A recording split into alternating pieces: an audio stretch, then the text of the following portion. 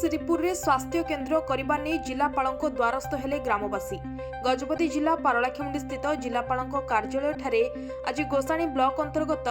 बाट श्रीपुर ग्राम अंचलवासी जिलापालक द्वारस्थ होइतिबा देखिबाकु मिलिछि। उक्त अंचल रे स्वास्थ्य केन्द्र करबा नै दाबी रखी जिलापाल अक्षय सुनील अग्रवाल को भेटी निजर दाबी पत्र प्रदान करथिले। सर आपन परिचय मोर नाँ हूँ एल रामकृष्ण बाटश्रीपुर। सर कौन है समस्या आज जो जिलापाल द्वारस्थ जिलापाल मिसवाक आसलु जे एथि आमर जो हेल्थ सेंटर बाटश्रीपुर गाँव में करने निमंत्रण करने आसलु। आगे बहुत थर ये आसिक निमंत्रण करूँ किंतु जहाँकि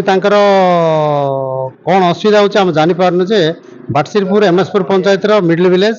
से पॉपुलेशन सब कवर कर बाटश्रीपुर विलेज पाखे हो सब गाँ जाक किंतु सेठी करना से आम निमंत्रण करने आसलु। आमर जो सेक्रेटरी मैडम जने मिसवाक आसलु किंतु दुखर कथा आमको अपॉइंटमेंट देना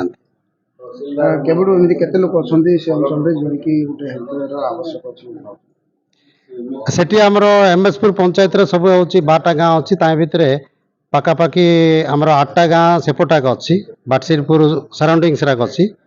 आउ एपटे एमएसपुर पंचायत पूरा लास्ट अच्छी एमएसपुर पंचायत को डिस्ट्रिक्ट हेडक्वार्टर उपलाड़ा गाँव पाक पड़ी हेल्थ सेंटर गोटे से पाकर अच्छी किंतु आंके कौन बोले पंचायत हेडक्वार्टर तो बोले सेठी करने चाहते किंतु आम गाइडलाइंस रे देखिलु एनआरएम गाइडलाइंस अनुसार